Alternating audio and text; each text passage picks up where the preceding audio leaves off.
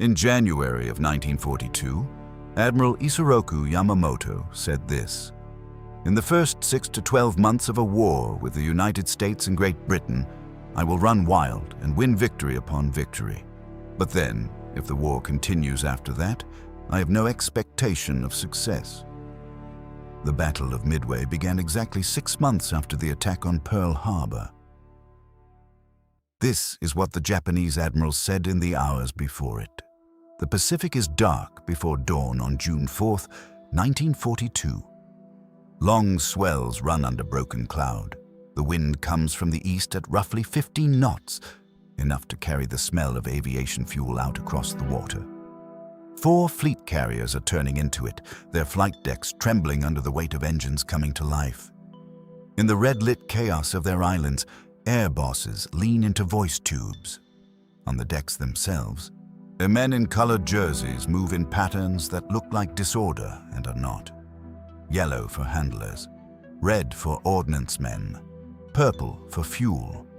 The noise is immense, 900 horses of radial engine multiplied across 108 aircraft at once. Signal flags snap from the mast. The forward deck rises and falls with the carrier's pitch.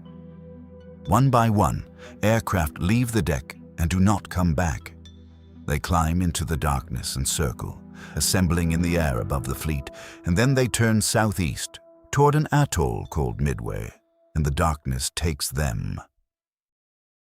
Below, the Kido Butai, the Imperial Japanese Navy's first carrier striking force, steams in formation. The 4 heavy carriers, Akagi, Kaga, Soryu, Hiryu. Around them, a screen of battleships, cruisers, and destroyers. This is the same force that opened the war at Pearl Harbor, the same force that rained fire on Darwin and Ceylon and the British carrier Hermes in the Indian Ocean. 7 months of unbroken victory, the finest carrier force ever assembled at the apex of its power. 300 miles to the northwest, aboard the battleship Yamamoto, 72,000 tons of steel, the largest warship ever built. Admiral Isoroku Yamamoto waits for news. He designed this operation. He threatened to resign to get it approved, so he is now 300 miles from it, maintaining radio silence to protect his position, and he cannot reach it at all.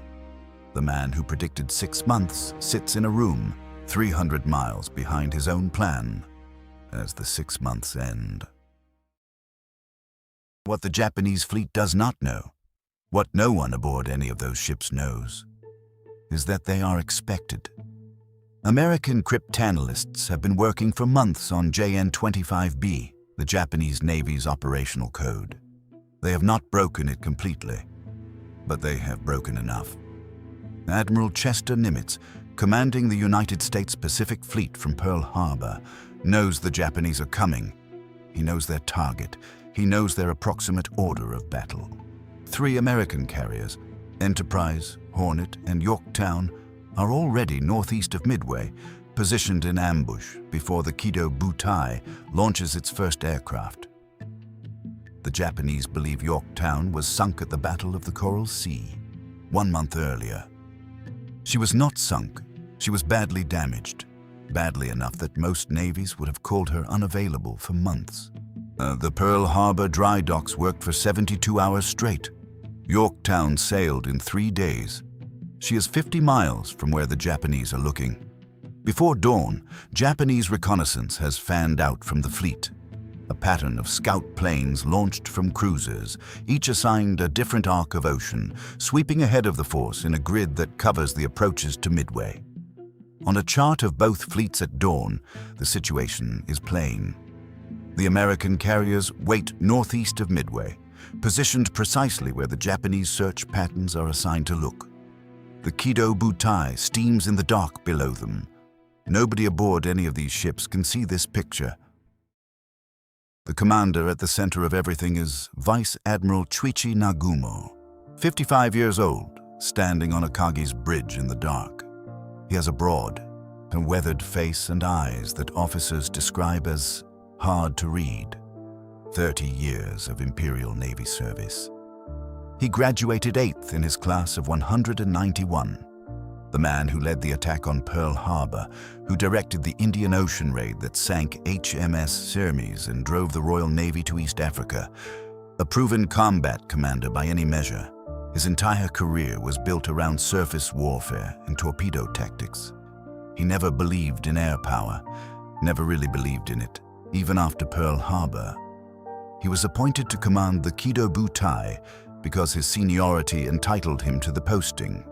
His friend and fellow admiral, Nishizo Tsukahara, said it plainly. He was wholly unfitted by background, training, experience, and an interest for a major role in Japan's naval air arm. The two men who compensated for this, who made the machine work, are Commander Minoru Genda, the tactical architect of the entire carrier doctrine, and Commander Mitsuo Fuchida, the air group commander who led the Pearl Harbor strike force and logged more than 3,000 flight hours before the war began. Genda is the intellectual engine of everything the Kido Butai knows how to do. Fuchida is the man who executes it. On the morning of June 4th, Genda has influenza. He is flat on his back in the sick bay, 2 decks below the bridge where the decisions are about to be made. Fuchida is recovering from an emergency appendectomy performed 3 days earlier. He's aboard a Kagi, cannot fly, cannot fight, watching. Nagumo knows his situation. He does not say so. But he stands on the bridge and watches his aircraft go. The third man who matters is Rear Admiral Taman Yamaguchi, 49 years old, commanding the 2nd Carrier Division, Hiryu and Soryu, from his own flagship. He is younger than Nagumo, leaner-faced, intense. He studied at Princeton in the early 1920s and came back speaking English and thinking in ways that unsettled the more traditional officers around him. He is aggressive in a Navy that prizes patience. He is impatient in a culture that prizes restraint. He sends signals his superiors don't want to receive. He is the most dangerous mind in the Kido Butai, and this morning he will have exactly one chance to use it. 300 miles behind the fleet, Yamamoto is the other weight on the scale. The gambler who taught himself poker at Harvard. To resign to get this operation approved. To resign to get this operation approved. He is now aboard the largest battleship ever built, maintaining radio silence to protect his position, and in doing so, cutting himself off from any ability to intervene in what is about to happen. The first wave returns from Midway at 7 in the morning. Lieutenant Joichi Tomonaga, who led the strike, radios ahead with his assessment. His message is direct. Second strike necessary. Enemy installations still operational. The American airfield is damaged but functioning. The anti-aircraft guns are still firing. The job is not done. Nagumo reads it. His problem is immediate and concrete. Yamamoto's orders required him to hold half his aircraft in reserve, armed with anti-ship torpedoes, in case the American fleet appeared. Tomonaga's message argues for ignoring that order. Rearm the reserve for land attack, hit Midway again, finish what was started. The returning first-wave aircraft need to land. The deck is not clear. Nothing is ready. At 7:15, Nagumo orders the reserve planes rearmed with land bombs. Below decks, in the hangars of Akagi and Kaga, men in coveralls begin the work. The Type 91 aerial torpedoes, 17 feet long, 450 kilograms each, are wheeled away from the aircraft on trolleys. The hangar bays are hot and close, lit by overhead fluorescents, smelling of hydraulic fluid and ordnance grease. Every exchange of a torpedo for a bomb takes multiple men and the better part of 30 minutes per aircraft under ideal conditions. The elevator runs constantly, up and down, carrying aircraft between the hangar and the flight deck. The noise is continuous. The work is brute physical labor performed at a pace that cannot be maintained. Then it is interrupted. At 7:25, a damaged American B-26, its engines already failing, comes out of the glare and flies directly at Akagi's bridge. Officers dive for the deck. The aircraft passes close enough that the men who stand back up afterward report what they glimpsed through the cockpit glass, and then it hits the water. Nagumo says nothing. An argument can be made about what this moment costs. So he has spent the last 90 minutes watching unescorted American attacks come in one after another and fail. Torpedo planes with no fighter escort, attacking a prepared combat air patrol, hitting nothing, dying for nothing. He has just watched an enemy aircraft come within feet of his own face. He is, at this moment, a man focused on the enemy directly in front of him, not the one he has not yet seen. It is not the instinct of a fool, it is the instinct of a fighter. The realm continues below decks. Before the next message arrives, there is something that Akagi's bridge does not know. The scout plane from the cruiser Tone, assigned to sweep the bearing directly northeast of the fleet, the most critical search sector of the morning, was launched 30 minutes late. A catapult had malfunctioned at first light, had an ordinary mechanical failure. No fault, no warning, no way to foresee it. 30 minutes lost before the search even began. The window that is about to compress around every decision Nagumo makes was already 30 minutes shorter before he gave a single order. At 7:28, the message comes in. 10 enemy surface ships sighted, bearing northeast, distance 240 miles, course 150, speed over 20 knots. Nagumo reads it. Officers nearby say his face goes completely still. The message tells him enemy warships are out there. It does not tell him whether there is a carrier. He orders the scout to clarify the composition of the force and waits. At 7:45, before the clarification arrives, he issues a compromise order. His carriers will prepare to attack enemy fleet units, but those aircraft not yet rearmed with bombs will keep their torpedoes. Below decks, the hangar crews receive the counter order. The torpedoes stop coming off. The bombs stop going on. The work shifts direction again. Live ordnance is everywhere now. Removed from aircraft but not returned to the magazines, stacked against bulkheads and lying on the deck because there is no time to do it correctly. The crews are moving too fast for it to be done correctly. They do not stop to consider this. They do the work in front of them. At 8:09, Yamaguchi moves. From Hiryu's bridge, he sends a flag signal to Nagumo's flagship. The message is 4 words in translation. Consider it advisable to launch attack force immediately. This is not a suggestion. In the language of the Imperial Japanese Navy, to a signal from a subordinate flag officer to his commander in the middle of an engagement is as close to a direct challenge as the culture permits. Yamaguchi is saying, do not wait. Launch now with what you have. Half strength is acceptable. The losses are acceptable. The alternative is worse. The American carriers are not 240 miles away and holding position. They're closing. They know exactly where the Kido Butai is, and their aircraft are already being fueled and armed. Yamaguchi's signal is not impatience. It is precision. He has read the board correctly. On Akagi's bridge, the exchange that follows is reported by officers who were present. The substance is consistent across their accounts, though the exact words are theirs to reconstruct. Captain Aoki, Akagi's commanding officer, depresses the question, if there is a carrier, launch now.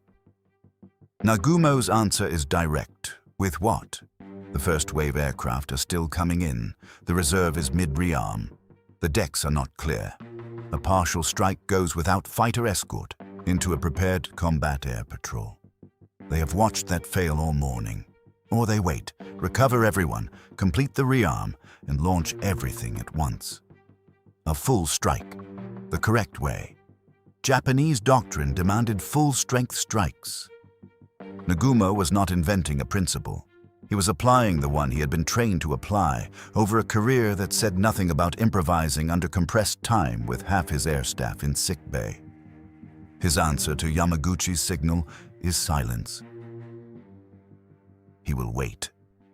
At 8:20, Tone's scout finally clarifies its earlier report. There is a carrier. The decision that was already made is now irrevocable.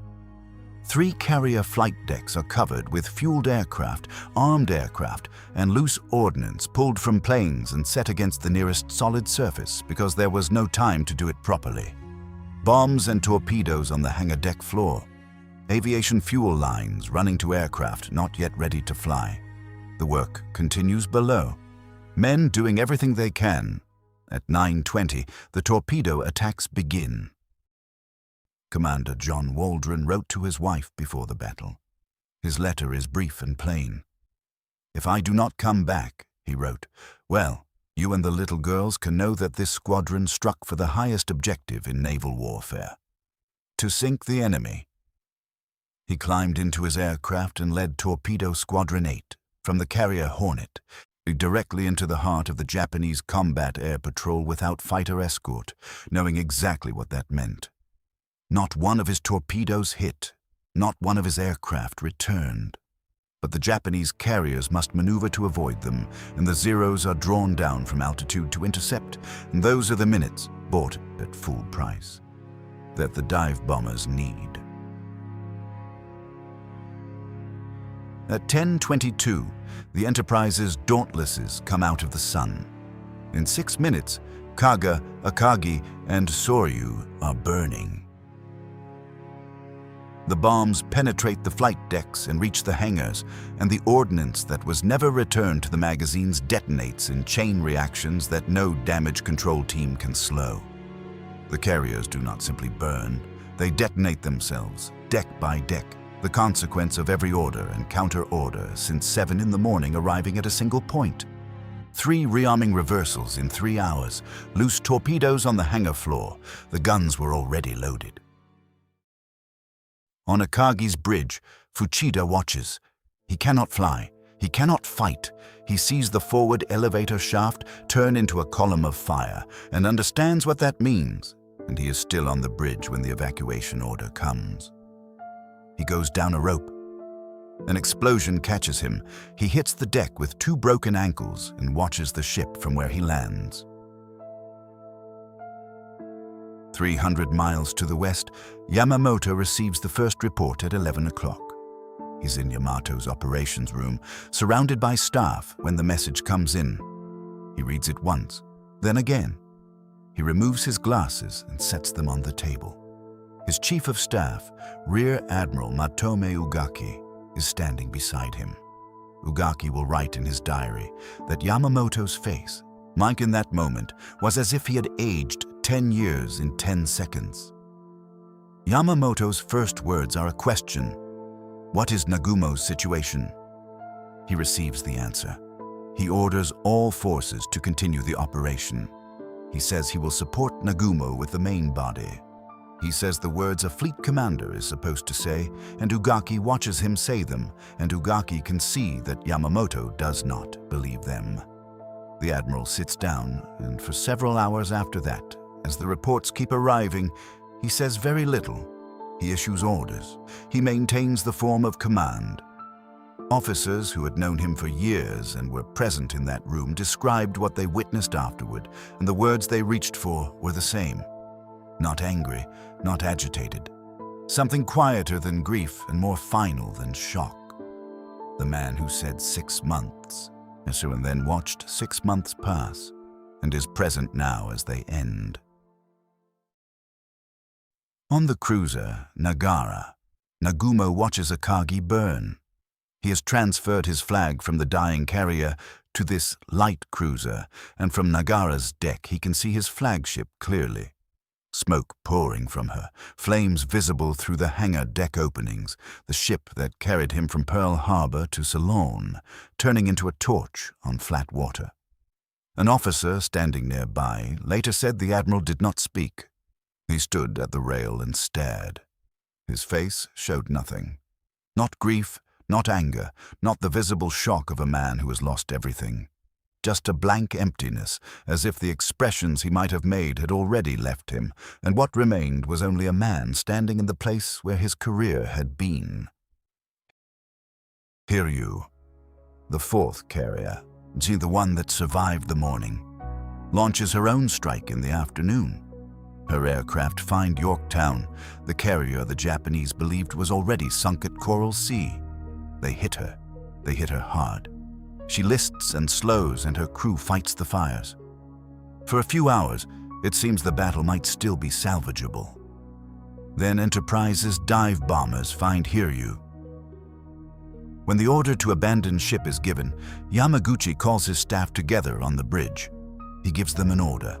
The staff will transfer and continue operations. That is a command. They are to leave. He is not. 3 carriers have burned. The 4th is burning now. He was the one who sent the signal at 8:09. He was the one who saw the moment, named it precisely in 4 words, and received silence. Now the carriers are gone, and the initiative with them. Second Yamaguchi is still on his bridge. He goes down with Hiryu, one of the few Japanese flag officers to die in combat in the entire war. When 4 carriers go down, they take with them 248 aircraft, 3,057 men, and Japan's ability to project air power across the Pacific. The loss is not merely numerical. The maintenance crews, the experienced ground personnel, the accumulated technical knowledge that kept these aircraft operational. Much of it goes with the ships. Japan will build more carriers. It will not replace what is on the bottom of the Pacific on the evening of June 4th, 1942. The Americans had not simply won a battle. They had read Japanese intentions, predicted Japanese movements, and positioned forces to counter them before the first aircraft left the Kido Butai's deck. And Japan's strategic vision, rapid expansion, a fortified defensive perimeter, one decisive engagement that broke American will, required holding the initiative. At Midway, Japan lost it and never recovered it. And at the center of all of it, the prophecy that opened the year, the plan that scattered the fleet across 800 miles of ocean, the radio silence that left Nagumo without a warning he might have had, the 30 minutes lost to a broken catapult, the signals sent and unanswered, the ordnance on the hangar floors, the 6 minutes that burned 3 carriers. At the center of all of it is a man sitting in a room on the largest battleship ever built, 300 miles from his own battle, unable to reach it. He understood American power. He said so. He warned the men who sent him to war that 6 months was all they had. Then he built the plan, threatened to resign for the plan, sailed 300 miles behind the plan to protect his radio silence. And when the window he predicted closed on schedule, he removed his glasses, set them on a table, and asked a question he already knew the answer to. After Midway, Yamamoto accepted responsibility in words that those who knew him found more revealing than any public statement. "Never tell anyone outside my staff," he said, "that the submarine force and the 1st Air Fleet were responsible for the failure at Midway. The failure at Midway was mine." He said that. He understood that. He was right about everything from the first day to the last. It did not give him the power to stop any of it.